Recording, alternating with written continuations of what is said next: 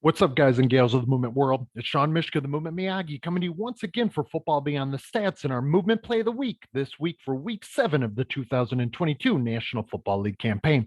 And I apologize for being a day late here. Hopefully, I'm not a dollar short on my analysis and deep dive, but I have had some things going on that I think you guys across the movement community are really going to like to hear and see.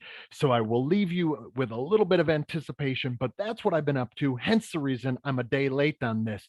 But I'm hoping that our analysis will definitely serve for that wait. And I know that many of you were probably sitting on the edges of your seat just waiting for this week's movement play of the week to drop. And like what we saw from week 3 in Saquon Barkley against the Dallas Cowboys, we're going to see another doozy from 26 for the New York Football Giants. Him showing us really where his skill is, him showing us how close he is to being the new or more refined version, the evolved version of his skill. So 3 weeks ago, or now 4 weeks ago, rather, back in week 3 of the National Football League season, we saw him at the East Rutherford Stadium, the home of the New York Football Giants and the New York Jets. That surface being turf, field turf, not a great surface in and of itself. This one now at Jacksonville, in Jacksonville, Florida, totally different conditions, now on Bermuda grass. And obviously, what we're seeing is his skill and how he's fitting and coordinating and controlling and organizing that movement skill to fit the needs of different surfaces. So that already tells us a little bit more about his expression of dexterity right off the bat. So I want to make that mention because I have that sneaky suspicion that I would have forgotten to tell you guys that, unless I mentioned it right from the get-go. But like we have in previous weeks, let's go ahead and get into this play. And what we're going to see from Saquon Barkley is a little bit of deja vu. And when I say deja vu, it's taking me a bit back to 5 years ago, 4 years ago, in his rookie season in 2018 when he was my mover of the year. And we saw him week after week show us how unique he actually is and what his movement skill, when he is able to be his true, authentic, playful ball of energy, that we see what emerges, what unfolds from him, and how adaptable he truly has the capability of being. Now, that doesn't mean that he is the most dexterous version of himself right now, because I still see him missing some opportunities.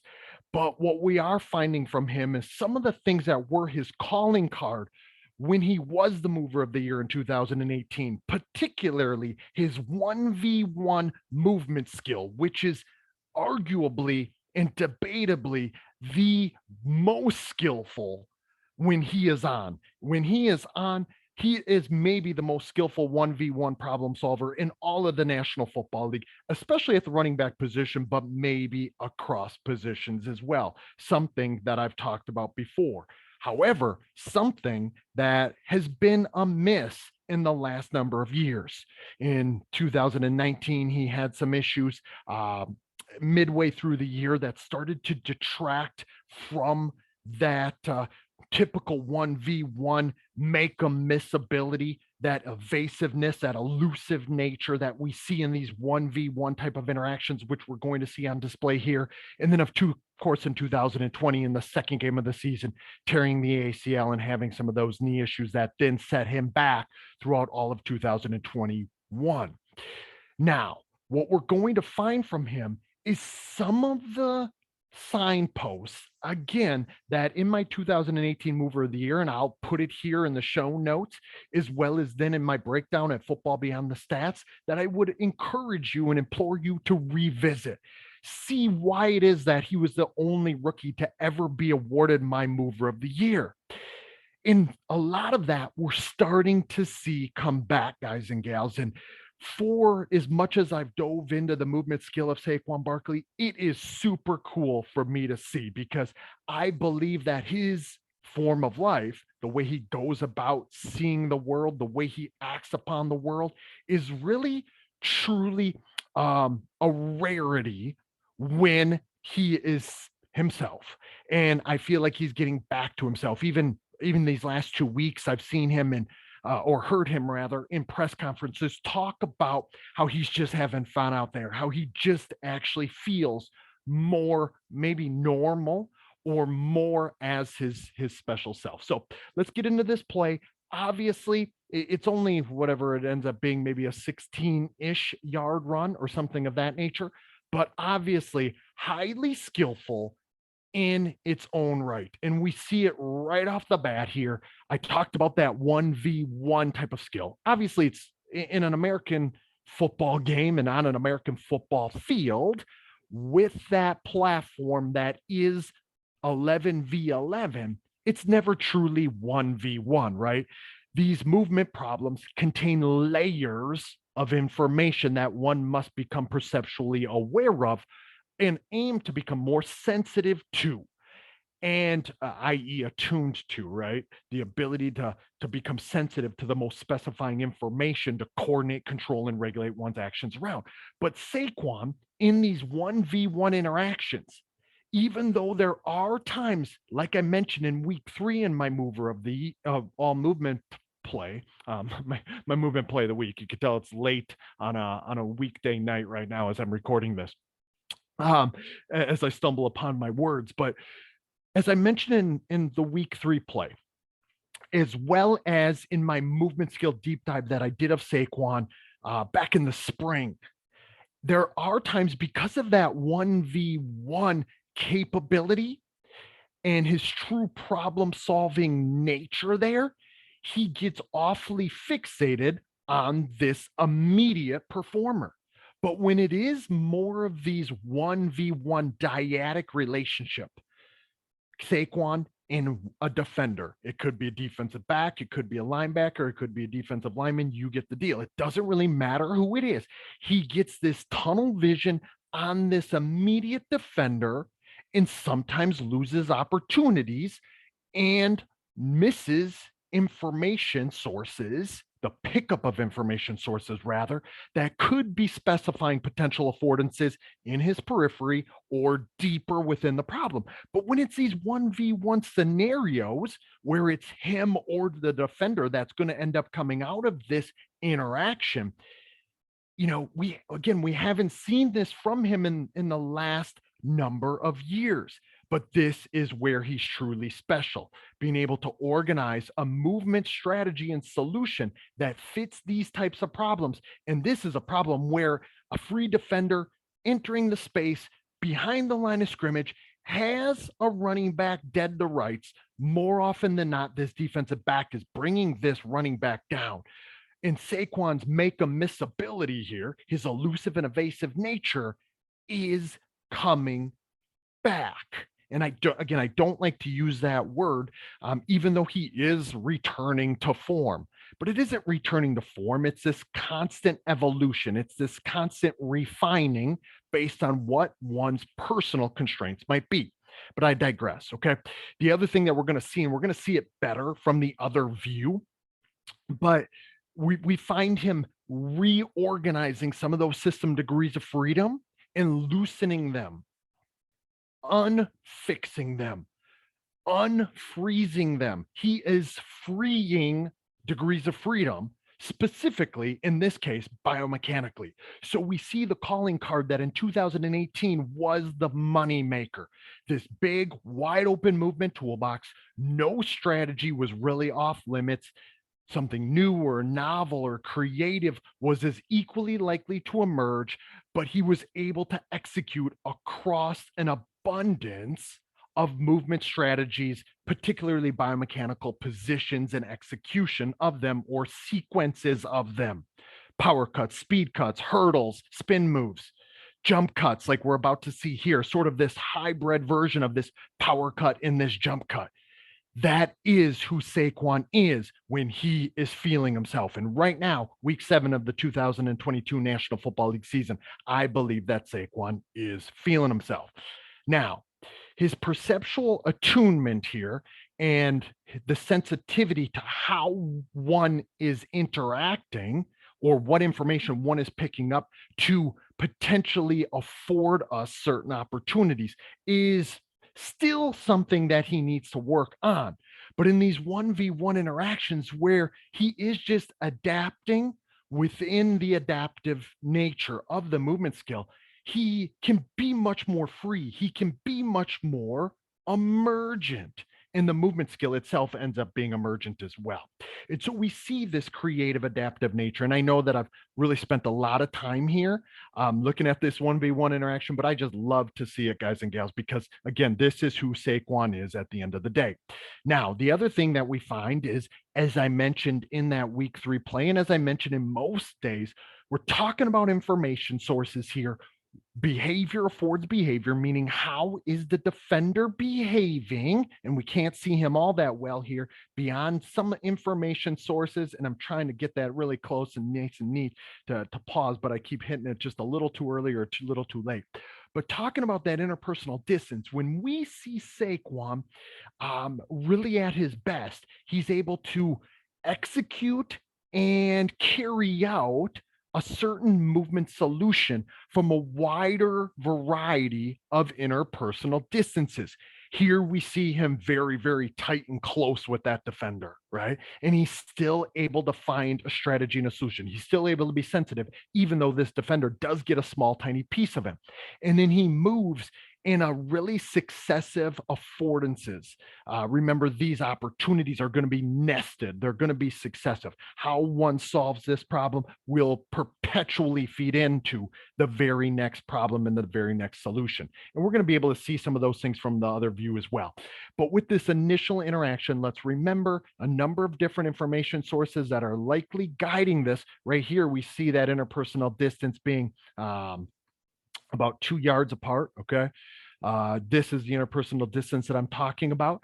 The other things that we may see, particularly in 1v1 interactions, depending on the spatial and temporal constraints, would be postural and kinematic information or information about the posture and kinematics of this respective defender. He's coming in, sitting and coiling, likely the more attuned and intentional and adaptable of mover, the more dexterous of mover, this case in Saquon's instance, is likely to picking up lean and angle, where it is that that player is going and what it is that they may be able to do. And a lot of that, of course, is highly emergent. I'm not suggesting as he's managing all of this in his mind necessarily. It's just more that he's connecting to it. He's aware of it and he's sensitive to it. Whether he explicitly could articulate it or not is besides the point. Okay. Then also we could be thinking about velocity. How quickly is that guy closing that space? How quickly is that interpersonal distance changing? And then, of course, not so much in this scenario because it's a really tight interaction, but if there were more time to be able to take in this information, we would be thinking about gaps to the right and to the left, or what might be unfolding behind. And that's honestly, guys and gals, Saquon's biggest weakness, biggest gap within his movement skill set that I would love to see him be able to get more skillful at organizing those degrees of freedom. Okay, I've spent a lot of time on this first interaction, but you can tell I love it, particularly this jump cut. We're going to talk a little bit more about it on the next video. The next frame or view of this video. But now we see him move from one movement problem to the next. And essentially, even though it's a 2v1, number 85, and I used to have a guy on the Giants on number 85, but this is no longer him. So it's hard for me to see a number 85 on the Giants roster at this point, but that's a personal anecdote. Even though it's a 2v1, Saquon and 85 versus this rushing defensive, must be a defensive end in this case, maybe it's a linebacker, an outside backer. It's essentially a 2v1, but it could turn into a 1v1. So anything that looks, feels, acts, and behaves a little bit more 1v1 like, this is where Saquon has excelled in the past. But even these 2v1 scenarios and situations, we would see him doing the same. And what we find from him is this new hybrid lunge / power cut type of position and pattern. Just as we saw that hybrid in the first cut, in that first movement problem in interaction, as we'll see from the other view a little better with the power cut slash jump cut. Here we see this lunge slash power cut. Remember, guys and gals, he's now 2 years removed from that ACL MCL on this right side. So now we see the abundance coming back, the abundance in the degeneracy in an ecological dynamics framework. And remember, as I've said before, abundance precedes adaptability. Degeneracy precedes dexterity, or the ability to solve a wider range of movement problems and finding a functional fit to them. Each one of these is going to be better to be able to see from that other view. So I'm just going to go ahead and move on. But what we see here, if I can get one frame back behind, and let's see if I can get a little better on my pause button. From this view, when I first saw it, I'm going to be quite honest with you, I thought there might be an opportunity for him to accelerate through what I felt was a relatively large gap. So even though we have a defender, we have a couple defenders actually who are coming free, and this is why you always want to watch it from a number of different viewpoints. If we were to see it from Saquon's perspective, if we were to put ourselves in Saquon's human movement system, pick up what he's picking up and see the frame and individual dependent nature of the affordances and of the opportunities, we may find that he authentically perceived, selected, and ultimately acted upon the affordance that was beckoning him the most. But when I first saw it from this view, I thought, shoot, why isn't he actually attacking north and south here? And I am the first person to be like, Saquon, go do yourself, go do you, go do your thing and find it for yourself. But there are some times that he maybe fixes and freezes his perceptual and cognitive degrees of freedom. Those things become hyper constrained, and he doesn't act upon affordances, even if because he has some uncertainty about him, or because he just doesn't even pick it up. And I thought this might be one of those cases, but it turns out when we see it from the other view that it actually probably was the right decision. Especially we see this guy now lunging for his feet and Saquon having to adjust and adapt his path in order to adapt accordingly. And then he moves on to the next problem. Even here, we're seeing more perceptual skill from him.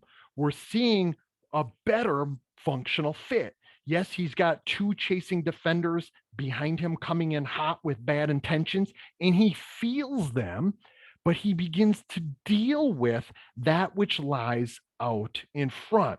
We can see here to his head and to his eyes. Now, that's not obviously directly where he's looking, but this is more in this type of perspective as to where he would be looking based on what we see from his helmet.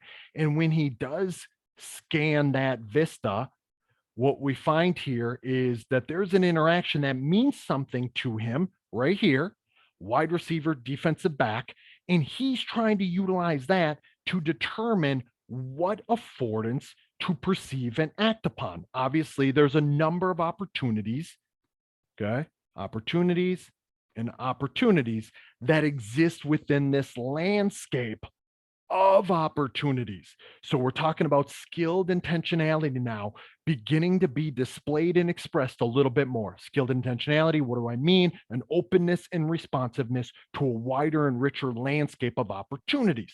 And he's able to find the one that fits his needs. So his intentions begin to scaffold his perceptions and his actions. Hopefully that makes some sense.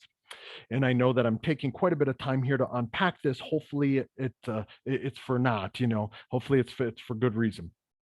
And now you can see the adaptability coming back. Watch him being Saquon, and his movement actions, as well as his overall movement behaviors, his perceptions, and maybe what he might be intending to do as well, feeding right in to how he acts. So when he sees something change here, behavior affords behavior, okay, of two individuals in this case, a teammate and an opponent, we see that as this interaction changes, so does Saquon's interaction with it. Look at this, okay? Pretty cool stuff, and it should be quite evident, quite obvious that he is coordinating, oops, I'm sorry about that. He is coordinating his movement behaviors in close, tight coupling to that information that he's picking up about that dyadic relationship between the teammate right here and the opponent.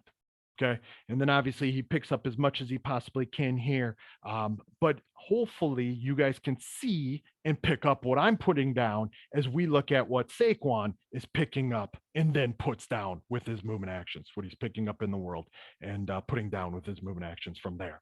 So let's go ahead and look at it from the other viewpoint. And I think you're going to see some of the things that I was talking about with the calling cards of his movement skill.